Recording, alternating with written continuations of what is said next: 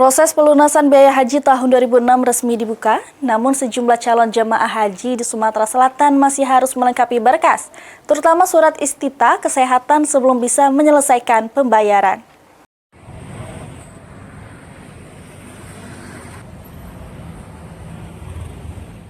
Pemberlakuan keputusan Presiden mengenai biaya penyelenggaraan ibadah haji 2026 memberikan kepastian bagi CJH di Sumsel untuk memulai proses pelunasan.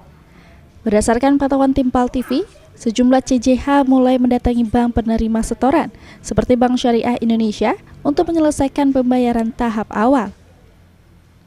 Salah seorang pendamping CJH Haris menjelaskan, proses pelunasan dimulai dari melengkapi dokumen yang dibutuhkan meliputi KTP, buku tabungan, pas foto, dokumen pendaftaran awal haji, surat istihah kesehatan, serta jumlah yang harus dilunasi pada tahap ini berada di kisaran 26 juta rupiah. Seperti tabungan BSI, terus BPI PH, KTP, paspor, fotonya 5 lembar di paket. Oke. Kalau boleh tahu dapat informasi ini dari mana untuk pelunasannya? Dari pihak travel, terus juga dari Kemenang, dan juga dari BSI-nya sendiri kan ada WA dari BSI segera melakukan pelunasan karena sudah muncul status istiqoahannya. Oke, berarti berkas-berkas paspor dan istiqoah itu sudah dilakukan ya, Pak? Ya, sudah semuanya sudah lengkap, jadi tinggal proses pelunasan. Sementara itu, Customer Service BSI KC Sudirman Palembang, Lulu mengatakan layanan pelunasan haji sudah dimulai sejak akhir November 2025.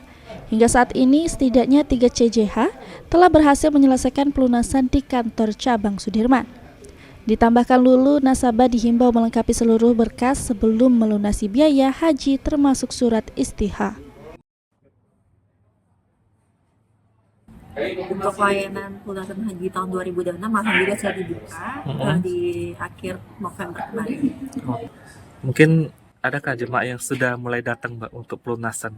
Kalau untuk jamaah yang sudah datang itu sudah ada sudah kita terima di minggu yang lalu ya Mas ya. Tapi memang kebanyakan nasabah itu masih belum keluar istiqoahnya.